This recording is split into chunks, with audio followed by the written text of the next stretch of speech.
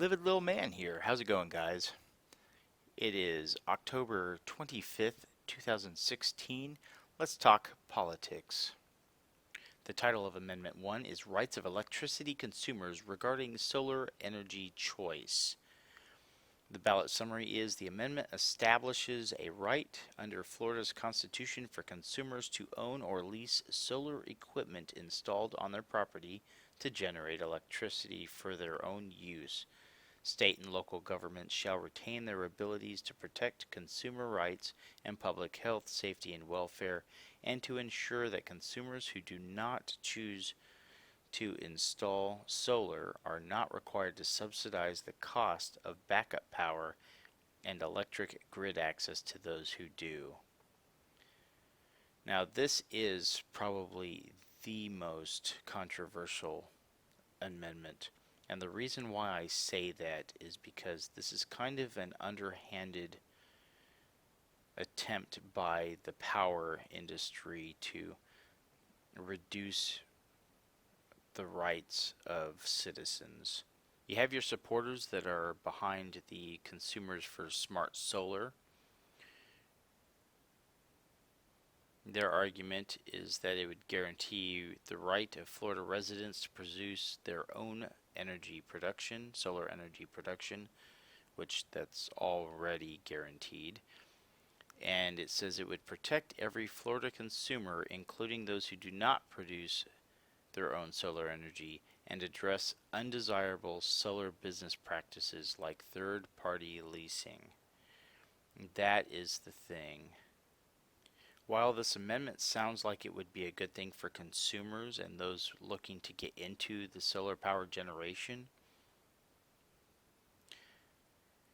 what you need to do is look at those who are supporting the amendment. In support of it, there is $21 million.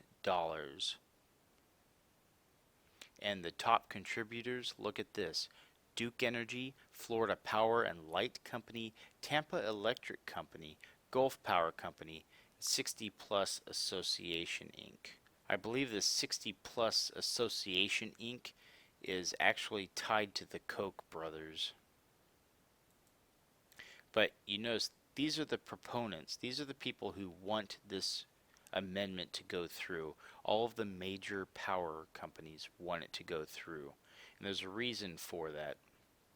As far as main arguments, supporters argue that the first component of Amendment 1 would encourage the expansion of solar power by providing an explicit constitutional right to solar energy production, and the second component would allow consumers to be treated fairly by preventing them from being forced to subsidize solar energy.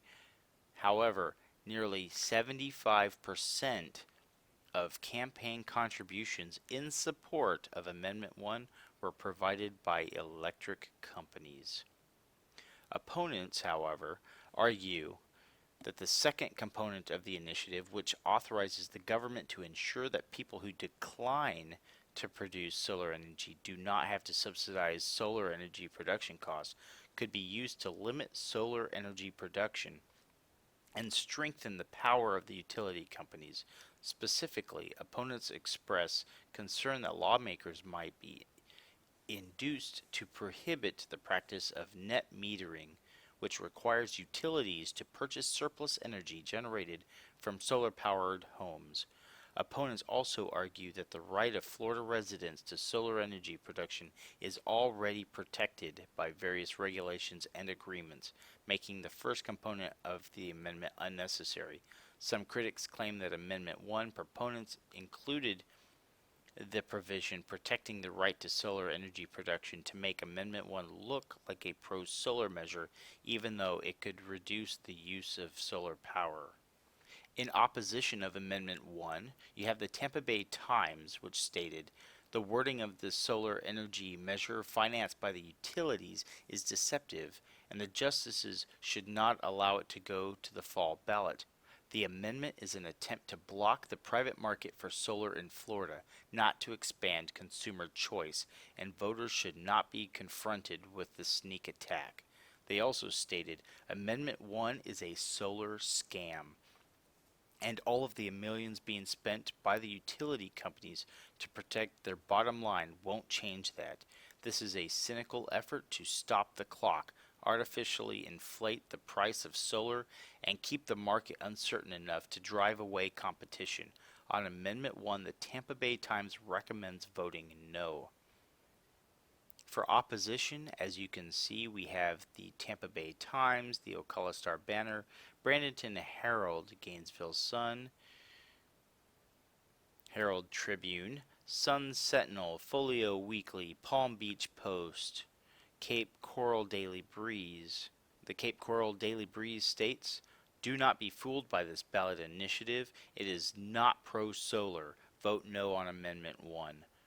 Northwest Florida Daily News says, editorial, Amendment 1 is not a friend of solar users.